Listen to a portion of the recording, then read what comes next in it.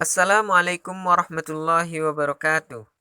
Baiklah, pada kesempatan kali ini saya akan mencoba menerangkan tentang pelajaran manajemen dan teknologi agroindustri. Namun sebelum itu, saya akan mencoba memperkenalkan diri saya terlebih dahulu. Nama saya Gusti Alan, nomor BP 1910 22 10 14. Yang pertama adalah kita akan membahas tentang agroindustri.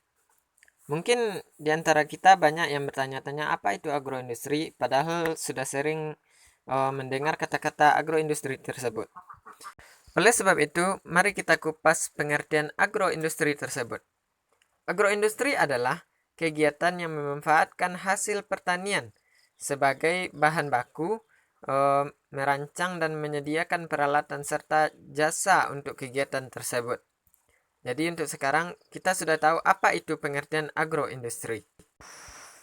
Dari pandangan para pakar sosial ekonomi, agroindustri merupakan bagian dari 5 subsistem agribisnis yang meliputi yang pertama yaitu penyediaan sarana produksi dan peralatan. Penyediaan sarana produksi dan peralatan ini dapat berupa lahan, bibit, biji yang akan ditanam, serta peralatan-peralatan yang digunakan. Yang kedua adalah usaha tani. Usaha tani di sini dapat berupa pengolahan lahan atau pembukaan lahan baru, penanaman bibit yang akan dia tanam atau yang akan dia usahakan, kemudian menyiangi, menyiram, pokoknya semua tingkah laku petani di sini sampai ke panen hasil produksi tersebut itu termasuk ke dalam usaha tani. Yang ketiga yaitu pengolahan hasil. Pengolahan hasil di sini berawal dari para petani itu panen, sehingga hasil dari panen tersebut, hasil dari produk panen tersebut akan diolah kembali menjadi barang atau produk yang apabila dipasarkan menjadi nilai harganya itu akan menjadi lebih tinggi dari harga panen sebelumnya. Yang keempat yaitu pemasaran. Setelah barang atau produk tadi diolah kembali setelah panen, maka produk tersebut kemudian akan dipasarkan. Tujuan pemasaran tersebut yaitu agar terjadinya hubungan saling menguntungkan antara para petani dan juga para konsumen, karena para konsumen akan memberikan uang dan uang itu bisa digunakan oleh petani sehari-hari dan juga untuk modal usaha yang akan diusahakannya kembali. Dan yang kelima adalah sarana dan pembinaan. Kemudian kita masuk kepada transformasi agroindustri. Yang pertama yaitu bahan baku. Apa itu bahan baku? Bahan baku adalah bahan yang digunakan dalam membuat produk. Jadi bahan baku tersebut dapat berupa karbohidrat, vitamin, mineral, kalsium, lemak, dan lain-lain sebagainya. Hal itu terdapat pada hasil pertanian, misalnya masalah karbohidrat terdapat pada jagung, padi, dan biji-bijian yang lainnya. Kemudian lemak dapat dihasilkan oleh buah-buahan seperti kelapa dan kacang-kacangan. Begitu juga dengan vitamin, banyak terdapat pada buah-buahan yang berwarna kuning, hijau, dan lain-lain sebagainya. Kemudian kita masuk kepada proses pengolahan. Pada proses pengolahan ada 7 cara. Yang pertama yaitu pengecilan ukuran.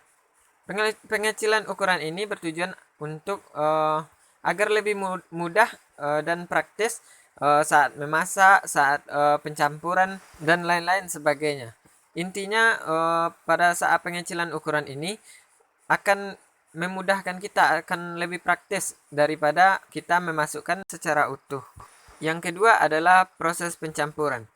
Pencampuran di sini kita akan antara satu produk dengan produk lain untuk menciptakan satu produk yang mana produk tersebut sudah dicampurkan. Contohnya kita mencampurkan antara air putih dengan gula. Kan produknya itu ada satu air dan satu lagi gula. Apabila kita mencampurkannya akan menghasilkan suatu produk yang bernama air gula. Yang ketiga adalah proses filtrasi dan ekstraksi. Yang filtrasi adalah proses penyaringan. Kita akan memisahkan antara satu padatan dengan cairan misalnya. Seperti kita membuat minyak dari kelapa, yaitu kita memisahkan antara ampas minyaknya tadi dengan minyaknya. Kita menggunakan penyaringan. Kemudian ekstraksi. Ekstraksi merupakan pemisahan cairan dari padatan dengan menggunakan gaya kompresi atau tekanan pada bahan tanpa menggunakan pelarut. Nah, ini terjadi pada saat kita mengambil pati santan, yaitu kita menggunakan pemerah santan atau di kampung saya namanya yaitu kaci. Yang keempat yaitu proses pemanasan. Nah, kalau proses pemanasan ini bisa dengan perebusan, oven atau panggang dan lain-lain sebagainya. Tujuannya yaitu untuk mengubah tekstur dari produk kita tersebut. Misalnya kita merebus ubi. Tujuannya yaitu agar ubi tersebut menjadi lebih empuk dari sebelumnya, sehingga mudah diolah lagi menjadi bahan industri lainnya. Yang kelima yaitu proses pendinginan atau pembekuan. Proses pendinginan atau pembekuan ini bertujuan untuk mengawetkan produk olahan kita. Contohnya kita akan mengawetkan sayuran. Ya, kalau kita masukkan ke dalam freezer, itu akan lebih tahan lama. Dan juga pada pendinginan atau pembekuan ini juga bisa jadi terjadi perubahan fisik, seperti dari cair bisa menjadi padat atau beku. Yang keenam yaitu proses pengeringan. Maaf, di slide saya ini ada kesalahan, yaitu proses pemindahan massa air atau pelarut lainnya dari suatu zat padat atau semi padat dengan menggunakan penguapan. Tujuannya yaitu untuk menghambat pertumbuhan bakteri sehingga memperlambat pembusukan. Yang ketujuh adalah proses fermentasi. Proses fermentasi ini adalah salah satu bentuk reaksi respirasi anaerobik, yang mana pada proses ini kita atau ragi yang mengandung bakteri, yang mana fungsi bakteri di sini yaitu untuk mempercepat proses pembusukan. Contohnya kita pada saat pembuatan tapai, yang mana kita akan menggunakan ragi tapai untuk memproses pembusukan tapai tersebut. Materi selanjutnya yaitu aspek pasar agroindustri. Di sini kita menyangkut masalah pemasaran. Pemasaran adalah suatu proses sosial dan manajerial di mana individu dan kelompok mendapatkan kebutuhan dan keinginan mereka dengan menciptakan, menawarkan, dan bertukar sesuatu yang bernilai satu sama lain.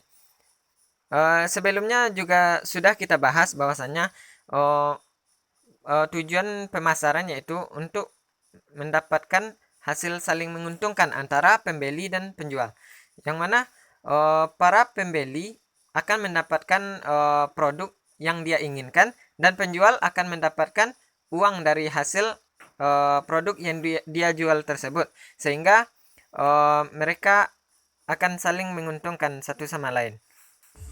Mungkin hanya ini yang dapat saya sampaikan. Salah dan janggal saya mohon maaf. Semoga bermanfaat. Saya akhiri dengan Assalamualaikum warahmatullahi wabarakatuh.